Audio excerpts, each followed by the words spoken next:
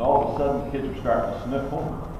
Tears are starting to come. And pretty soon, we broke out and had a revival that day. I'll never forget it. In that class, just all those phenomenal words of hymns.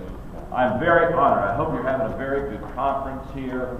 And for you to let me come and spend a little time in the morning, I'm just very, very honored that you have me here. So thank you much. Now, I'm so glad to be able to enjoy Stewardship Solutions also, an organization that I know well, and we want to keep praying for Rick. But this is a wonderful, wonderful group of people that are really helping pastors with their dream, their vision. And what I would like to do in this session, I've got 2 sessions, they said, with you. In this session, if you let me, I'd like to talk to you about the dream, the vision, okay? Is that all right? I wrote a book. That came out about a year and a half ago called "Put Your Dream to the Test." Now you want to get that one, okay? And don't do what I do. Pay for it, would you please? Please don't follow my example, okay? You want to get it. It's called "Put Your Dream to the Test."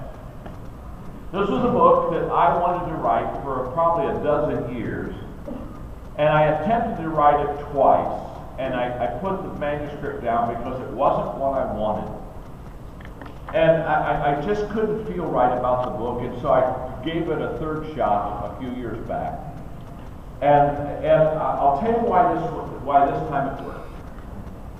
I didn't want to write a book on hype. I didn't want to write a book on, when you talk about dreams and visions, you want to give it a sense of honesty and integrity.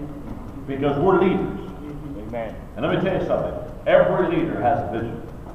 And I don't mean this unkindly, but if you don't have a vision, don't stay out front. You follow me? Mm-hmm. Get in line. Get in line somewhere. Because the DNA of a leader is they're going somewhere. Are you with me? And they know where they're going. And what makes a leader is not only are they going somewhere, and not only do they know where they're going, what makes the leader is they want to take people with them. Right. See, that's the difference. There are some people, they know where they're going. They're just wonderful, successful individuals that they just kind of go for it. But a leader, they have the vision. That's the DNA of a leader. The dream, but they're going to take somebody with them. And I thought, how can I write a book that will really help leaders understand the dream, the vision, and how to incorporate it in the lives of others? And it hit me one day.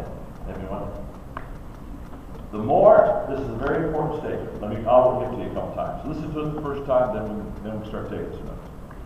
The more valid reasons you have for achieving your dream, the higher the odds are that you will. The more valid reasons that you have for achieving your dream, the higher the odds are that you will. There's a relationship between having good, valid reasons to achieve the vision and achieve the vision. And the reason that you have to have more than one good reason to achieve the dream is the dream journey is very long. It's uphill all the way. It's very hard. It's not an easy journey. And if you only have one reason to achieve your dream, trust me on this, you'll get that reason knocked out of you. And you'll wear out and you'll give it up. But it's hard to give up a dream or a vision if you have a lot of good reasons. You follow me?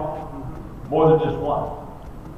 So I began to talk about and think about what are the reasons for us to achieve or to bring people to the fulfillment of a dream or a vision.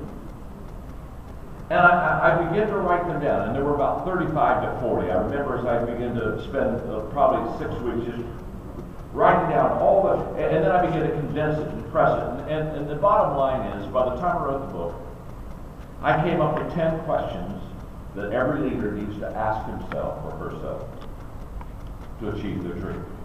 And if you would have let me today, since this is all about vision, this is all about taking your congregation to new heights, this is all about at times buying land, retiring debt, building buildings, buying property. Since this is what this day is all about, I thought how appropriate it would be for me to talk. I can't give you all 10 reasons, but maybe I can give you half a dozen, okay? The reason you say, why can't you give me all 10?